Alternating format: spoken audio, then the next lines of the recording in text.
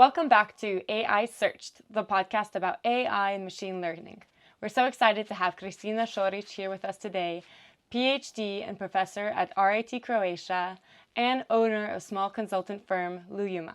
Hi Kristina, welcome. Hi Tanya, thank you for your invitation. Yes, you have so much experience in supply chain management, and I just wanted to ask you, how do you think data science has progressed over the years and how is that affecting supply chain management today? Okay, since I'm a professor, I will start, the story from the beginning. Actually, supply chain management as a concept started in the late 90s with using IT technology. Because why? Before that, we had the logistic, and logistic is warehousing, transportation, inventory management, but mostly people were they were working in the silo, and they didn't communicate. They were not integrated and coordinated. And this is the main purpose of supply chain management. So we have to be connected, and we have to be integrated. And of course, with information technology, this was possible now.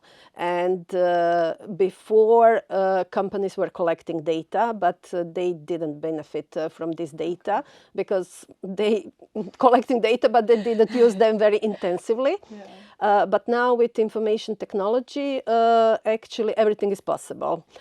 So, okay, once again, since I'm a professor, so we have descriptive analytics. So we are trying to describe a current situation based on these conclusions that we obtain from this descriptive analytics. Then we are analyzing, and then we are trying to predict the future. And of course, in the past, people, they were able to use some statistical methods in order to predict the future, and usually they were predicting demand for their products, and based on this demand they were organizing processes. But now with this help of artificial intelligence, we can also use something that we call prescriptive analytics. And prescriptive analytics means to make optimal decisions based on conclusions and data that we obtained from this analysis and databases. And okay, people, they were creating algorithms for a long time, but these algorithms were somewhere, and people probably were also afraid a little bit of using these algorithms. But now we can ask, okay, I will say ChatGPT, but of course we have many tools. So we can ask ChatGPT, okay, ChatGPT, based on this data that I have for the demand from the past, then could you please make a decision about an optimal replenishment, about optimal supplier, about optimal transportation means, and so on and so on. So based off of the data that you've collected and that's provided. So, and this is the main difference. So algorithms exist for a long time, but maybe we were a little bit afraid of using these algorithms. Maybe these algorithms were something that is very, very complex, so we didn't understand algorithms. But now we have LLMs, okay, so ChatGPT, and we can ask ChatGPT to help us how to use algorithms. Let's say something like this in short. Well, obviously that helps, helps with efficiency of the product, and I'm guessing it helps reduce costs of also labor costs. A lot of manual labor probably went to waste when people weren't making proper decisions at the right time. But in the supply chains, like as a consultant, how would you recommend a company that's kind of doing things, let's say old school, to quickly implement processes that are going to help them reduce their costs or increase their profit? I believe, first of all, it's really important to raise awareness that we can always be better. My experience is that people, they have their job, they like to have their KPIs, and don't ask me anything. I will execute this. I will actually satisfy all the requirements that you gave me, and that's it. So now I believe we have to motivate them, we have to encourage them to communicate and to raise this awareness that they are part of something bigger. And now having artificial intelligence, we will not talk only about one company, but we have to talk about the whole chain. Because when we come to the store and we see this product, okay, so this is not product of a certain company, but this is product, this is delivery of the whole supply chain. Yeah. And putting everything together, all the steps together. Yeah, you can imagine, the product, and like in the cartoon, so you can imagine the whole chain behind this product. Yeah. So I really believe that people are able to optimize because it's a common sense. We're always trying to make our life easier. Yeah. But we have to encourage them, and we have to change mindset and corporate culture, especially in Croatia. Yeah. So I think even worldwide, but also in Europe, there's a lot of slower takes on those things. But as we try to be more green and try to be more efficient and reduce the energy costs of any supply chain, I think slowly we're going in a more efficient direction. Yeah, but also, for example, today I saw one very interesting video on Instagram. We have to somehow educate our customers too. Because, for example, this video was about one leather bag, and Amazon was selling this bag, and the price was, I believe, $39.99, something like this. And then they said, okay, 12 euros goes immediately to Amazon, and after that, how can you produce so cheap a product of real leather? Of course, because you don't care about ESG, you don't care about labor, you don't care about processes. So I believe that we should also educate our customers. Because everybody tried to buy cheap things, but we have to be aware what happens in this supply chain because this product is cheap. Yeah, exactly. Even everything from food production, I think also here in Zagreb, we are lucky to have a lot of open markets, and you can go buy fresh produce. And Croatian food is slightly more expensive than maybe what you would find in a grocery store that's being imported. But just the cost of the truck driving from everywhere, from Morocco, from Italy, from Spain, to bring that produce here versus somebody who is in and around Zagreb or in and around the city that the person lives is obviously maybe a cheaper cost, but they have to charge prices because it's just the cost of living here. It's always trade-off. Yeah. It's always trade-off. And fair labor rights and everything.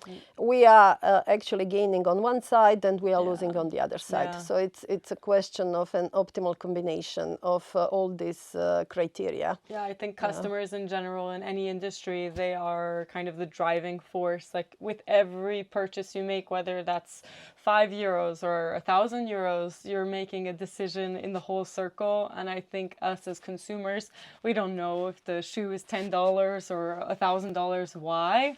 And we pick what's, let's say, all right for us, but maybe we should have more respect to all the steps and all the corporations that are involved, from the supply, from the shipping, from the materials, from the delivery, and to the store that's selling it, and raising this awareness.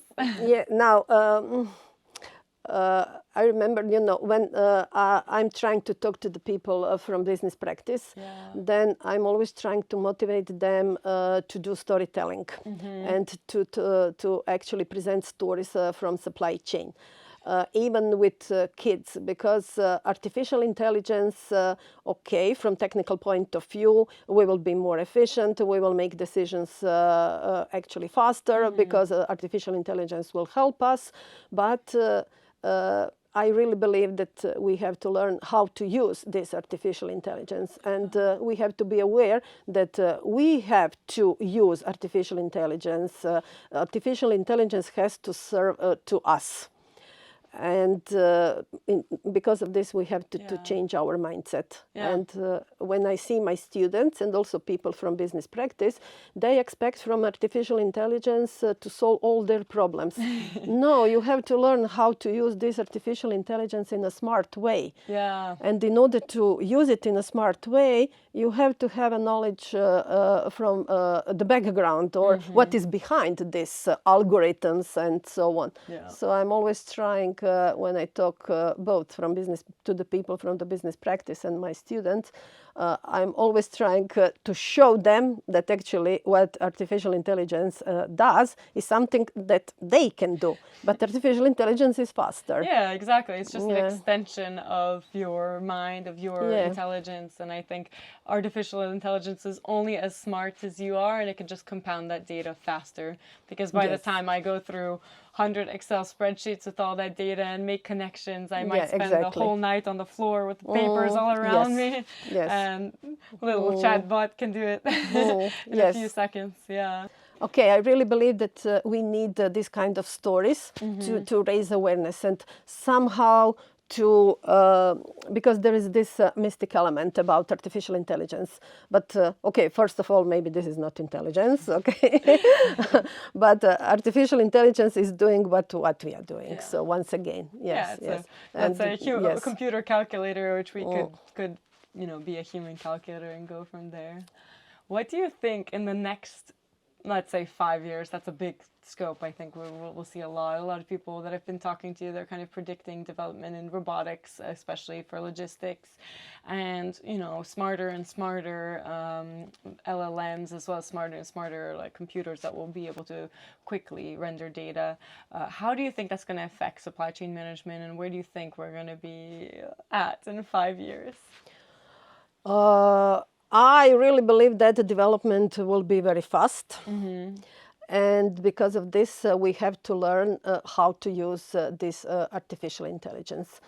And it's really important for supply chain, a concept called end-to-end visibility. And today, even if you plan about your demand for the next week, everything can change very quickly.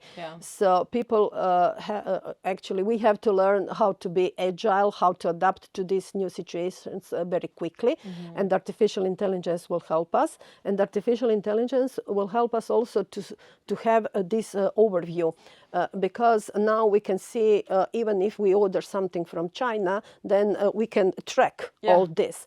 And then we can see, this container is stuck here in this port. Okay, now we have to change. Okay, maybe we have to find another supplier. Okay, please, ChatGPT, could you please find me another supplier, because I can see there.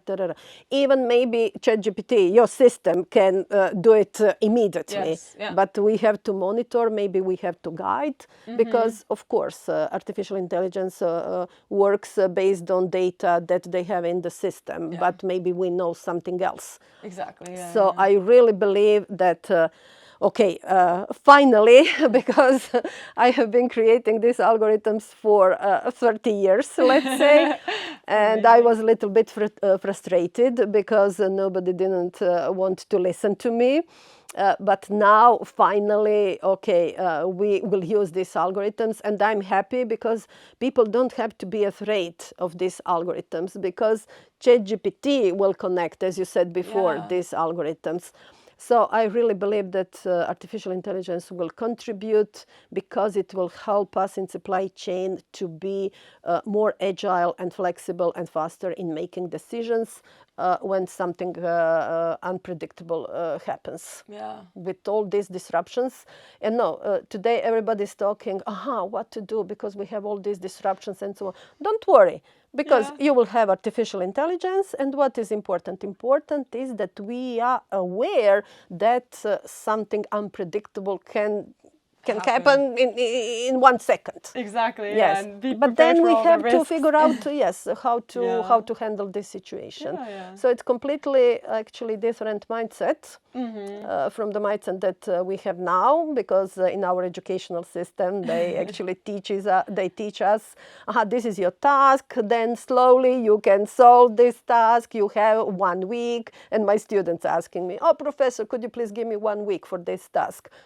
No, you have 1 hour, you have 5 minutes, Yeah, because I do it. have to teach you how to Yeah. make decisions very quickly. Yeah, that's very interesting. How do you feel that, I feel in the corporate environment, or especially in startups, right, we have to be so agile, we have to be so ready for change. One day you're here, the next day in the afternoon you're doing something else, third day you're doing, a whole other thing. And I think that's just the startup life, and it's like you're gaining intelligence. In corporate environments, maybe a little bit slower paced, but I think it's Yeah, going to be... but they have to be faster. Yeah, it's and interesting how you prepare students with or without artificial intelligence anyway, but how do you prepare a student who's taking a week or two to solve a problem versus in a corporate environment, oh, we sit in a meeting, by the end of this meeting, this problem has to be solved, and, profit is based on that the main meeting. goal, yes, the main goal is to maximize profit, Yeah, but exactly. maybe, yes. Yeah, it's interesting how you must